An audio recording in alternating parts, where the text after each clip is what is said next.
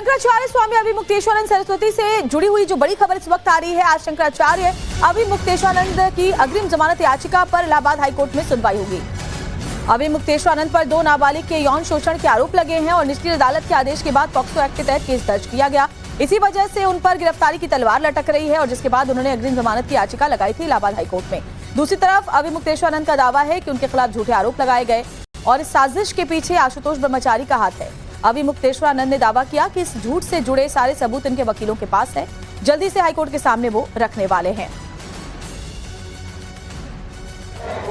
हमारे अधिवक्ताओं ने हमको सूचित किया है कि पुख्ता सबूत इस बात के उनके पास इकट्ठा हो गए हैं कि ये दोनों बच्चे उन्हीं के साथ लंबे समय से रह रहे हैं, वो कभी भी हमारे साथ नहीं रहे और बहुत सारे एविडेंस इस बात के उनके पास संकलित हो गए हैं कि ये बच्चे उन्हीं के पास लंबे समय से रह रहे थे और उनके शागिर्द के रूप में काम कर रहे थे। जब हमारे पास वो बच्चे कभी आए ही नहीं और आपके पास निरंतर विद्यमान हैं, तो फिर हमारे ऊपर ये आरोप जो आप लगा रहे हैं वो पूरी तरह से झूठा निकल जा रहा है।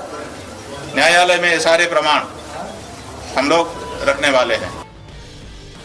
तो इस बीच स्वामी अभिमुक्तेश्वरानंद ने आशुतोष ब्रह्मचारी और पुलिस के अधिकारियों के बीच साठगांठ का भी आरोप लगाया और दावा किया कि साजिश के तहत ये केस बनाया गया है।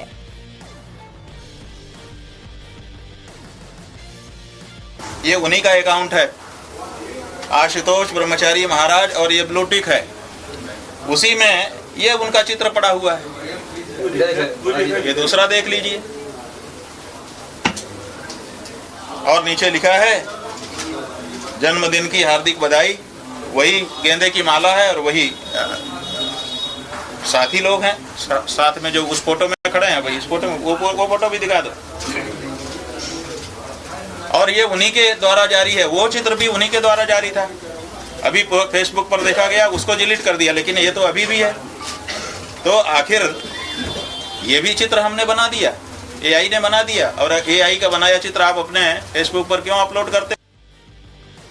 दरअसल स्वामी अभिमुक्तेश्वरानंद पर पॉक्सो एक्ट लगाया गया, यानी बच्चों के यौन शोषण का आरोप। आपको ये बताते हैं कि आखिर जो धाराएं स्वामी अभिमुक्तेश्वरानंद पर लगाई गई हैं वो कितनी गंभीर है। तो बीएनएस की धारा 351(3) में एफआईआर दर्ज की गई है। आपराधिक धमकी से में उम्र कैद तक की सजा का प्रावधान है। पॉक्सो एक्ट अधिनियम 2012 में भी केस दर्ज किया गया है। धारा 51, 6, 3, 4 की उपधारा 2, पॉक्सो एक्ट की धारा 16 और धारा 17 के तहत एफआईआर हुई है।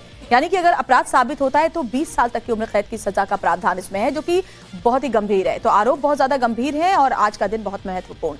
आशुतोष सिंह हमारे साथ संवाददाता, हमारे वाराणसी से जुड़े हुए आशुतोष, ये मामला बहुत गर्माता जा रहा है। एक तरफ आशुतोष ब्रह्मचारी हैं जो कि तमाम सबूतों और सीडी के होने का दावा कर रहे हैं, तो दूसरी तरफ स्वामी अभिमुक्तेश्वरानंद है जो सभी आरोपों को गलत और निराधार बता रहे हैं। लेकिन सबसे महत्वपूर्ण इस बात को लेकर आज का दिन है कि इलाहाबाद हाईकोर्ट में सुनवाई हो सकती है अग्रिम जमानत याचिका की। क्या आज का दिन लेकर आएगा इस पूरे मामले को? देखिए, बिल्कुल आज का जो दिन है वो बेहद महत्वपूर्ण है, क्योंकि आज इलाहाबाद कोर्ट में सुनवाई हो सकती है, लेकिन इस तरीके की भी खबर आ सकती है कि शायद सुनवाई टल भी जाए। लेकिन इन सब के बीच में हर किसी की निगाहें इलाहाबाद हाईकोर्ट पर टिकी हैं, जहां पर उनकी अग्रिम जमानत याचिका है उस पर सुनवाई है। और अगर इलाहाबाद हाईकोर्ट से उनको राहत मिलती है तो स्वामी अभिमुक्तेश्वरानंद की आगे की जो राह होगी वो उनके लिए आसान हो जाएगी। कम से कम कुछ दिनों के लिए उनको राहत मिल जाएगी, क्योंकि जिस तरीके से इस पूरे प्रकरण को लेकर बयानबाजी हो रही है, पुलिस एक्शन ले रही है, पुलिस की माना यह जा रहा है कि अगर अग्रिम जमानत याचिका पर खारिज कर दिया जाता है तो संभव है कि अब जो पुलिस का जो अगला कदम है वो शंकराचार्य और उनके जो शिष्य है स्वामी मुकुंदानंद गिरी हैं उनसे पूछताछ हो सकती है। संभावना इस बात की भी है कि उनको हिरासत में भी लिया जा सकता है।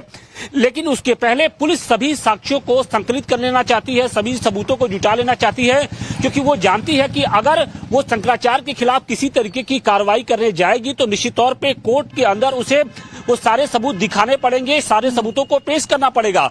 तो दूसरी तरफ जो शंकराचार्य पर सवाल उठाने वाले आशुतोष ब्रह्मचारी हैं वो लगातार बयान दे रहे हैं। उन्होंने साफ तौर पे कहा कि सिर्फ 2 नाबालिग बच्चों का मसला नहीं है, बल्कि इनकी जो संख्या है वो 20 से अधिक है। और इसमें कहीं ना कहीं जो शंकराचार्य के साथ रहने वाले कुछ नाम उन्होंने गिनाए हैं वो बेहद महत्वपूर्ण है और उनको भी पुलिस के कार्रवाई के जांच के दायरे में लाना चाहिए, जिसमें एक प्रकाश मिश्रा का नाम बताया जा रहा है, एक अरविंद स्वामी का नाम बताया जा रहा है और कहा जा रहा है कि यही वो 2 शख्स हैं जो शंकराचार्य के आश्रम में नाबालिग बच्चों को लाते थे और शंकराचार्य के सामने पेश करते थे।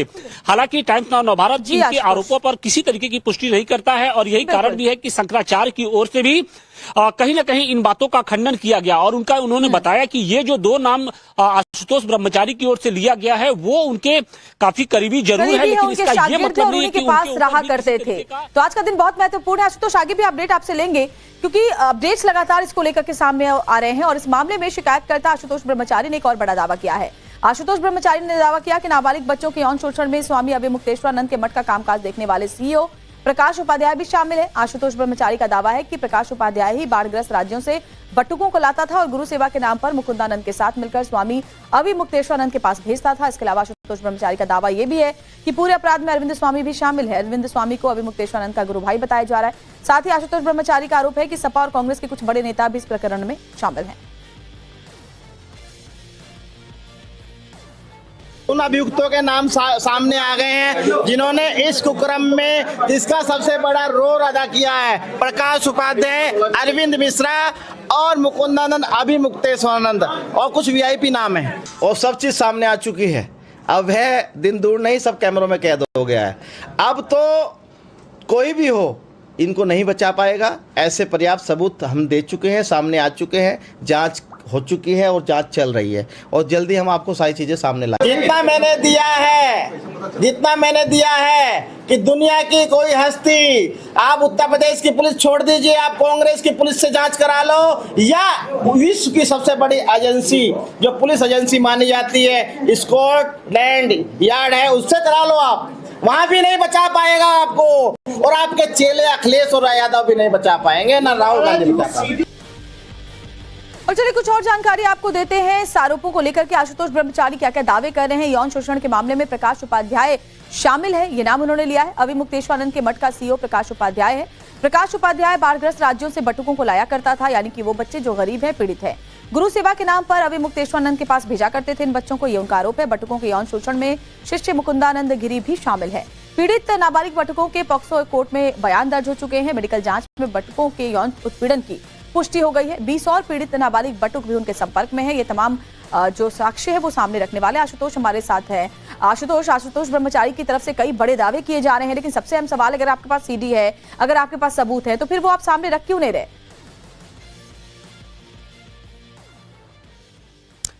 देखिए यही सवाल शंकराचार्य की ओर से भी उठाया जा रहा है। उनका यह कहना था, आशुतोष ब्रह्मचारी के सवालों का जवाब देते हुए उन्होंने कहा कि जिस शख्स के ऊपर तमाम तरह के केस पहले से ही चल रहे हैं, जो हिस्ट्री सीटर है, जो भले ही शिकायत करता है लेकिन वो पुलिस की जांच में किस तरीके से बढ़ चढ़कर हिस्सा ले रहा है, पुलिस की जांच को किस तरीके से प्रभावित कर रहा है, उसके बयानों से समझा जा सकता है।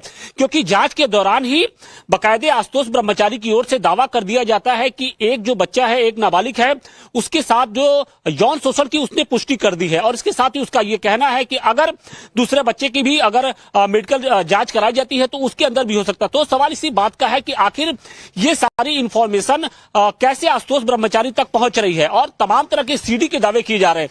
अब जो अभिमुक्तेश्वरानंद की ओर से कहा गया है कि सीडी आपने कोर्ट में तो पेश किया ही, सीडी आप मीडिया के सामने भी लाइए, क्योंकि उस सीडी में क्या है वो खुद जानना चाहते हैं। उनका ये कहना था कि सीडी क्या बच्चों की ओर से बनाई मन में है कि आशुतोष ब्रह्मचारी जिस तरह से पुलिस की सारी जानकारी उनको मिल रही है, जैसे आप बता रहे हैं, वो सारी जानकारी दे रहे हैं, लेकिन उनके ऊपर खुद 27 से ज्यादा मामले दर्ज हैं। तो क्या किसी भी एक भी मामले में उनसे कोई पूछताछ नहीं चली है?